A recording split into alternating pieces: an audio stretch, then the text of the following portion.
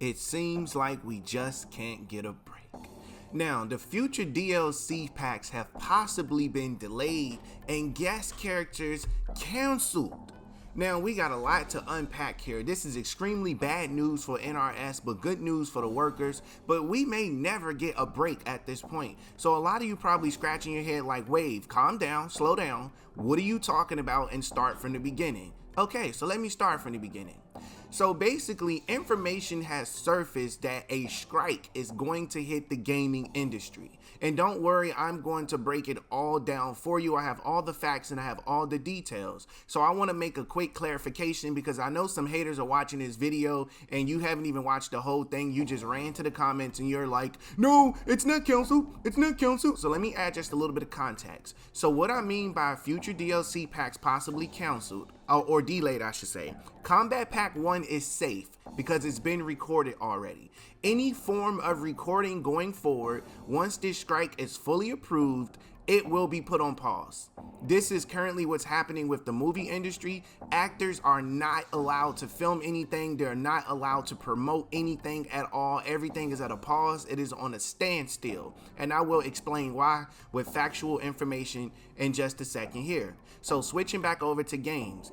DLC packs will not be able to be filmed at all. There will be no DLC packs filmed, which could cause an extremely long delay until the strike is over with. Now, Kombat Pack 1 is safe because the voice actors already recorded everything to the best of my knowledge that needs to be recorded for this pack here. If there's any work that has not been recorded by the time the strike is fully approved, then Kombat Pack 1 will be put completely on hold. Now, if they're working on any part of story mode or whatever the case is, it's all being put on hold. When I say story mode, I'm referring to like Aftermath DLC or something like that. The game comes out September 14th and September 19th, so I'm pretty sure story mode was one of the first things that they finished, so I think we're pretty safe in that aspect. But as far as adding voice lines and all of that other stuff, I think all of those things are definitely going to be completely delayed based on this strike.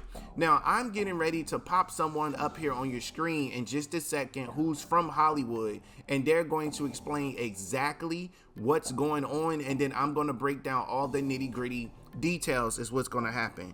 I just want you guys to know it feels like we cannot get a effing break. When Mortal Kombat 11 came out, we had C-19 that happened right after that, and it changed the trajectory of Mortal Kombat 11's lifespan. It changed everything about the game. All the plans that they had planned for Mortal Kombat 11 got scrapped. DLC was a nightmare. Joker was unfinished. We were supposed to get Ash. We didn't get Ash. We were supposed to get Rain. We were supposed to get a lot of stuff in Mortal Kombat 11. It was supposed to be the longest supported game, but support was abruptly ended, and they started immediately working on the next project because WB was supposedly getting sold. The gaming division was. It was just so much going on. We could not catch a break. We could not catch a break, meaning that we could not get a game cycle where there's no BS going on to where the developers can just have fun making the game. So it looks like once again we're going to be going through that. So I'm gonna pop this up here on your screen because I want you to know who's going to be speaking on your screen in a second. So if you look here, this guy is Phil Rosenthal. If you don't know who he is, he created the TV show Everybody Loves Raymond and the rest of the stuff that you see on the screen in his bio. He's been in Hollywood for a very, very, very long time. He even speaks on it, and I got to give a massive shout out to him because even though he's in Hollywood, he made the statement. Like, he didn't mention any company names, so good for him because you know, he didn't want to blackball himself like that, but he did speak on the issue in general. So basically, in the entire world, even with restaurant workers and a lot of other industries, we are dealing with corporate America versus the people. That's what the real agenda is here. It's not just about actors and gaming, and a lot of this has a lot to do with AI. So we're gonna super dive into all of that, but let me go ahead and pop him up on the screen real quick. You can hear what he has to say, and I'll be back with more of my commentary to finish off the rest of this important video. You're a seasoned guy. I am. Is this strike ever gonna end? Thank you. Thursday. Okay. No, I have no idea. And I've spoken to people, who are heading up the thing. They don't know. What's the problem? Greed. And they're not in the entertainment business, these people. This is not about studios and networks and writers and actors. This is about corporate America versus the worker. It's very obvious that's what's happening. These giant conglomerations, they have the entertainment division as almost like an afterthought. I don't want to name companies, but they're in other businesses that they don't, if the entertainment part went away, they would be fine. So they don't care. That's the problem. The other problem is, for it to be really settled in a satisfying way that would, be long-lasting, there would have to be transparency. And Hollywood's not good at that. These big companies say they're not profitable. Yeah, I feel bad for them. I don't believe it. Do you? If they weren't profitable, they wouldn't be there. This man was spitting Onaga fire in that video. He is 100% right. So basically you have companies that are just in all types of fields and they're destroying that area, and they don't care if it's, thrives or succeeds, because they're in other walks of life that makes them millions, if not billions of dollars. So you got these companies that's in gaming, they're in comic books, they're in movies, they're in furniture, they're damn near doing everything. So they have no obligation morally to do what needs to be done, which is sad. It's almost like I'll give you an example. I'll use myself for an example. So I have 2 jobs and YouTube is my 3rd job, right? And I'm looking to get a 4th one so I can maximize all of my time and maximize all of my profit. Now, I'm not gonna lie to you. Ever since I did get a 2nd job right out the gate, I act different at work. Like, I speak up more. I say what needs to be said. Ain't nobody about to be trying to run over me at work, because I'll walk out this bitch whenever I feel like it and go to my other job and replace this job with another job. But when I only had that one job, I was not doing that, because I was on, I only had one job, and you don't want to get fired because then you can't pay your rent and a whole bunch of other stuff. So this is very, very common. It's very common. And the more security you have, the more bold you become. So with that being said, for example, you got companies like EA Games, Challenge Everything. Remember that? They have I think it was like the most terrible games. And then you had I think it was Bethesda that was doing the transactions, the microtransactions, and they had to go to court about that. And it was just so much companies are doing stuff to get away with these things, but the people who own these companies are the ones that are allowing these things to happen. So what I think needs to happen is they need to introduce some type of law, some type of rule of thumb, or whatever the case is. Something needs to be introduced to the point where they can keep these type of things under wraps. Because if people are not passionate about what they do, then you're not going to get a good product at all. Say, for example, if you got police officers who aren't passionate about their job, about protecting people and justice, then they're just going to be a tyrant with a badge. Now I support police officers. I support the citizens. I support everybody. I'm the guy who likes justice. I want justice to be served, whether you're right or wrong. When I'm wrong about something, I got to G-check myself on it, and I got to make it right when I'm wrong. I hold everybody accountable, including myself. And we need that type of system put into place when it comes to this gaming division. Because at this point, everything is just blown up in smoke. We may not get any DLC packs for Mortal Kombat 1 after Kombat Pack 1. We may not. The only way, I was going to say the only way we can get DLC packs is if they don't include guest characters. We know guest characters make them a lot of money. Now, can they include just Mortal Kombat characters in a guest pack? Yes, but guess what? Them guest characters won't have any intro dialogue. They can't be a part of the story because no new voice content can be filmed at all should this strike get approved. Now, right now, no strike has been approved at this point, but we're going to get into it. Let me correct myself. The strike has not officially started. However, it has been approved and it's been left up for voting. Now, I'm getting ready to pull something up that I can read to you guys. You won't be able to see it on your screen because it's simply just going to be too much work, but I'm going to link it in the description below. I have to get ready for work in a little bit, so I don't have the extra 40 minutes to put into getting it in the video. If you do see it on your screen, then that means I found the time. But anyway, I'm gonna go ahead and pull this up here on your screen so we can get to the facts of what's going on here. I'm gonna pull this up on my screen, I mean. So right now, I am on the website. It's called sagafra.com or .org. I'm going to link it in the description below so you can read this for yourself. So basically, the SAG National Board votes unanimously to send interactive media into strike mode. Strike authorization was sent to vote for the gamers. Now, what I will do is I'm gonna go ahead and pop this up here on your screen so you can see this is the official logo right here, Interactive Media Strike Authorization 2023. You should at least be seeing that on your screen. So I'm probably just gonna be throwing some screenshots up here. Actually, I am going to throw some screenshots up here. Screw it. Now, the National Board has voted unanimously to send a strike authorization vote to SAG members in preparation of the union's forthcoming bargaining dates with signatory video game companies, which include, listen up, Activision Productions, Blind Light LLC, Disney Character Voices Incorporated, Electronic Arts Productions, which is EA Games, I believe, Epic Games Incorporated, Formosa Interactive LLC, Insomniac Games, Take-Two Productions, Voice Work Productions, and, I hate to say it, but WB Games. Now, it has been nearly a year since SAG video game contract. The interactive media agreement was extended beyond the original expiration date as we negotiated with the companies for critical terms SAG members need. Unfortunately, throughout the negotiations, the companies have failed to address those needs. Before I continue reading so I don't confuse you guys, this is what SAG is saying. I'm reading a statement from their website. So let's continue.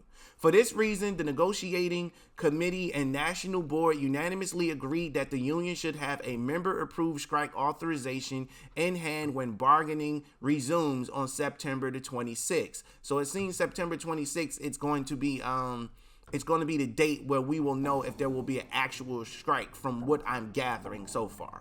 Although key issues like wages that keep up with inflation and protections against unrestrained use of artificial intelligence are common sticking points in negotiations, the interactive media video gaming industry agreement is a separate contract from the TV, theatrical, and streaming contracts against which SAG members are currently striking. Here we go again. Now our interactive video game agreement is at a stalemate too. Once again, we are facing employer greed and disrespect. Once again, artificial intelligence is putting our members in jeopardy of reducing their opportunity to work. And once again, SAG is standing up to a tyranny on behalf of its members. Shout out to the SAG president, Fran DeStretcher. I'm pretty sure I butchered that. But anyway, the overlap of these two SAG contracts is no coincidence, but rather a predictable issue impacting our industry as well as others all over the world. The disease of greed is spreading like wildfire, ready to burn workers out of their livelihoods and humans out of their usefulness. We at SAG say no, not on our watch. Work under the interactive media agreement also includes a great deal of performance capture, where trained professionals, many of whom are stunt performers, provide digitally captured performances used to give expressive movements to video game characters. Unregulated use of AI poses an enormous threat to these artists' professions. Now, how much more of this do I have to read? Okay, it's not that much more left, so I might as well just go ahead and finish it off. Where did we leave off at? Where we left off. 1 second, guys. I lost my freaking, where was I? National. Okay, so Crabtree Island. This Crabtree Island explained, and really quickly, that's the SAG National Executive Director and Chief Negotiator Duncan Crabtree Ireland. He explained this. He said, The voice and performance capture artists who bring video game characters to life deserve a contract that reflects the value they bring to the multi-billion-dollar gaming industry. Voice and performance capture AI are already among the most advanced use of AI. The threat is here and it is real. Without contractual protections, the employers are asking performers to unknowingly participate, in the extinction of their artistry and livelihoods. I almost mixed those two words together. In addition to AI protections, SAG is seeking the same wage increase for video game performers as for those who work under the film and television contracts. 11% retroactive to expiration and 4% increases in the second and third years of the agreement, necessary for members' wages to keep up with inflation. The union is also asking for on-camera performers to have the same 5 minutes per hour rest period that off-camera performers are entitled to. Also needed a set medic present when stunts or hazardous workers is performed, just like on a film or television set, prohibits against stunts on self-tape auditions and vocal scratch protections. A successful strike authorization vote doesn't initiate a strike. Instead, the strike authorization permits the national board to declare a strike if the video game companies fail to negotiate fairly with SAG for the benefit of its members. The union is fighting for protective language in the contract that will require informed consent and appropriate payment for the creation and use of digital replicas and for training AI systems with our members' performances. Now, the last line says, voting information postcards will be mailed to eligible voters on Tuesday, September the 5th. Voting will close at 5 p.m. Pacific time on September the 25th, 2023. Members are also invited to learn more at informational meetings set for Thursday, September the 7th and Tuesday, September the 12th, both before 6 to 8 p.m. and 9 to 11 p.m. Estimated time for voting instructions, meeting information, and more, please visit sagaftra.org/videogames2023. All right, basically. So we read through that entire thing. Let me come back to the screen where you guys at real quick. I just wanted to take this time, guys, and point out that we are really going through a generation at this point. We are watching things change before our eyes. AI is literally the devil, is what it is if used incorrectly. AI is putting a lot of people out of jobs. It really is. Now, I'm going to take this time to explain something else to you, how AI is affecting the restaurant industry. Now, you probably like, wait, this is a video game channel. Why are you talking about restaurant industry? Well, I just want to give you an example how AI is affecting all walks of life. Now, they have invented an AI system that controls a computer to where they can drop the deep fryers into the actual grease without needing a human. So basically, you take the deep fryers and you put them on this little AI controlled machine. It automatically drops the food in the machine, almost like a snack vending machine. It drops it into the deep fryers and it moves the deep fryer over to put it in the grease. Once it's in the grease, it cooks for the appropriate times. It brings it up and it slides the food all the way down after flipping it out of the deep fryer, and then the food is served to the customer. Now, that job right there alone is usually done about 8 to 9 people. Now, I know this because I'm in the restaurant industry as well as multiple other industry also, which I won't reveal yet until after the Clout Demon documentary. But I want you guys to know, I'll just give you this quick hint. I am heavily involved in Hollywood, is what I would tell you there. So I'm familiar with a lot of these things that they're talking about. I've seen it firsthand from being on set, and a lot of this stuff is unacceptable, and I can't wait to freely speak on that after the Clout Demon documentary is done, because I want you guys to learn all of that information. I want the Clout Demon documentary to be a learning experience as to who the Wave Report is, basically. So I'm gonna just go ahead and say this, guys. It's looking like we're gonna go through another dark storm with another Mortal Kombat game, and we may get cheated out of some content. Now, the only good thing that can come from this is if Mortal Kombat 11 is extremely fun, the way it's supposed to be, then this game should be able to hold up for the next year or two if they don't quickly solve this issue. If this issue is not quickly solved, then I'm going to tell you what NRS is going to have to do in order to make up for those combat packs. What they're probably going to have to do is introduce a no cameo mode in order to refreshen up the game and to refreshen up Combat League and things of that nature. But of course they can introduce like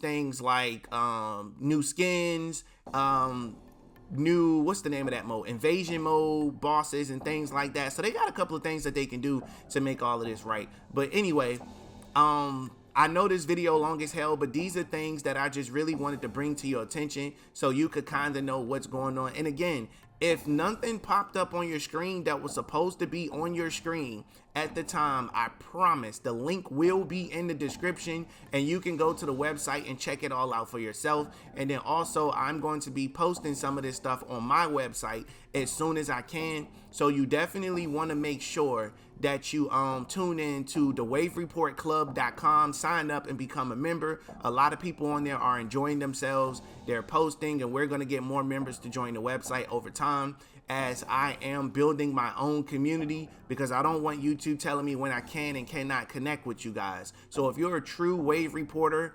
fan, then you need to go to thewavereportclub.com and sign up to become a member, so that way you can have an account and chat with your friends and chat with some enemies and foes. Join the PlayStation group, the Xbox group, whichever group you're a part of, you can go ahead and join that also. But again, I just wanted to bring this to your attention that we are looking at some dark times ahead if they don't get this thing solved correctly. Now, I'm gonna correct myself one more time just in case people act like they did not hear me.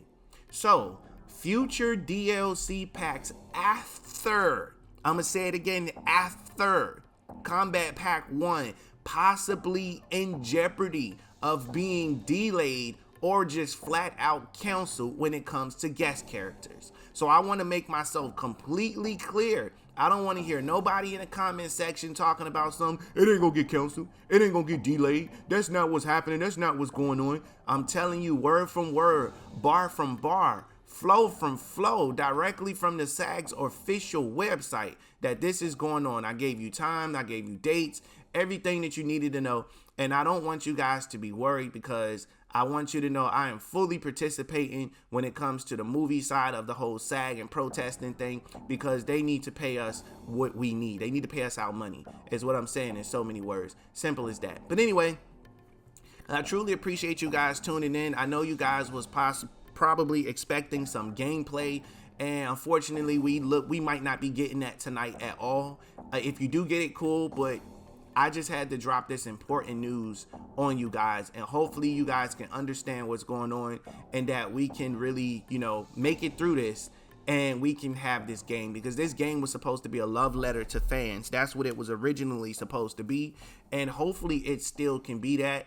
I have confidence that NetherRealm Studios can manage anything, because they were able to give us this amazing game even through the time of C19. So hopefully Warner Brothers Discovery is fully behind them still. I mean, they are, but hopefully they fully are on board to committing to their fans, because whoever commit to their fans is going to be the gaming company that comes out on top when it comes to loyalty and a whole bunch of other stuff, you know. So also Grand Theft Auto 6 is going to be returning to the channel if it hasn't returned already, but there's some huge Grand Theft Auto 6 news that just broke. So maybe that video came out already. I don't know at the time of recording this, because I haven't recorded it yet. But if it did come out, then go watch that video. If it didn't, I'll just give you a little snippet that Grand Theft Auto 6, I want to make a big prediction that it is on the horizon, and that we definitely could be getting our hands on that game. I want to go ahead and play around and have some fun.